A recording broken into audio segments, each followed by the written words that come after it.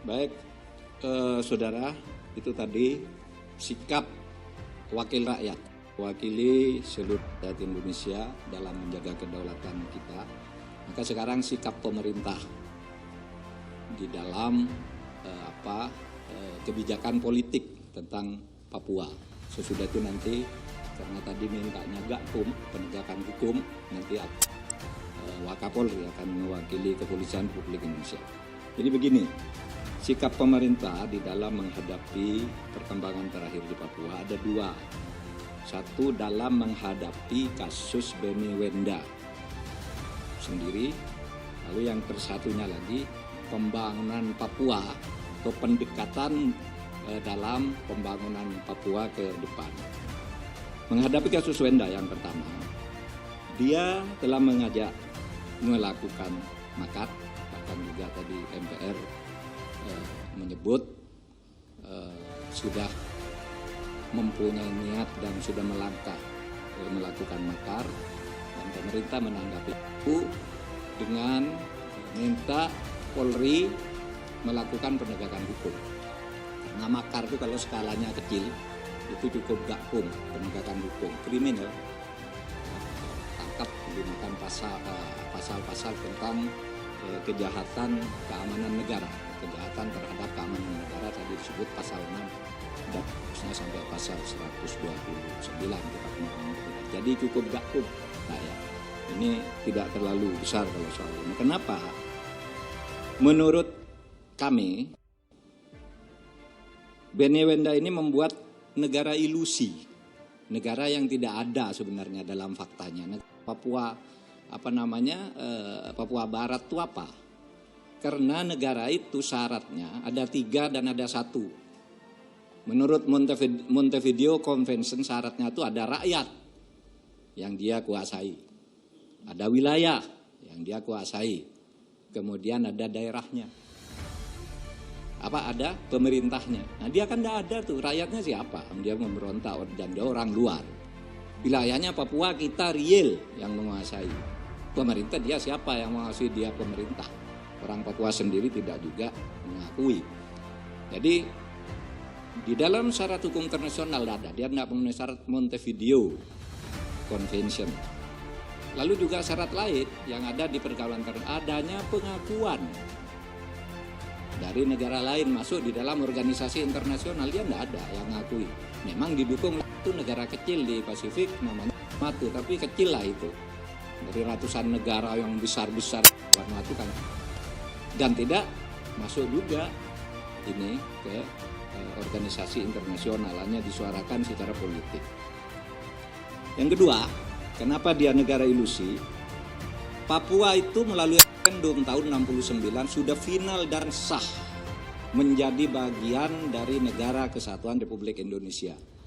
Referendum bulan November tahun 69. Disahkan oleh Majelis Umum PBB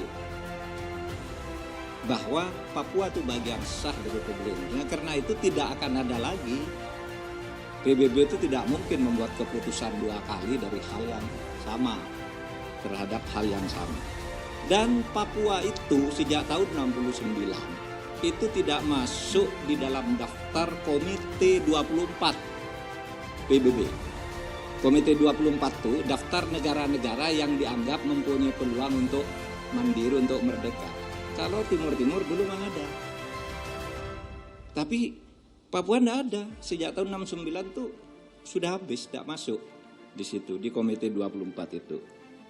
Dan yang lebih dari itu, Beni Wenda itu adalah seorang narapidana, seorang sudah dijatuhi hukuman pidana di sini 15 tahun karena tindakan kriminal, tetapi lari.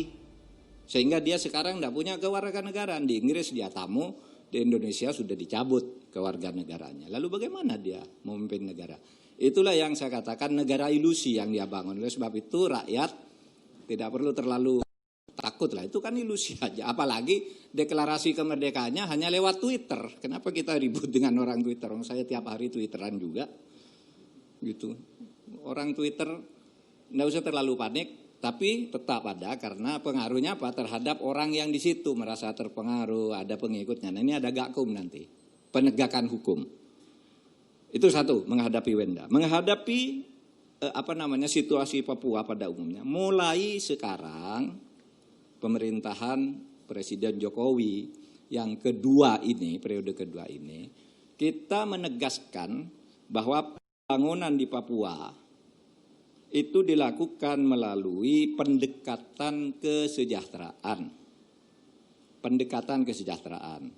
Kita pertama sudah menyiapkan perpres yang sekarang sedang dipelajari agar pembangunan di Papua itu betul-betul dirasakan oleh rakyatnya. Karena dana untuk Papua itu besar sekali tapi dikorupsi oleh elit-elitnya di sana. Rakyatnya enggak kebagian. Nah, kita sekarang atur bagaimana nih caranya gitu.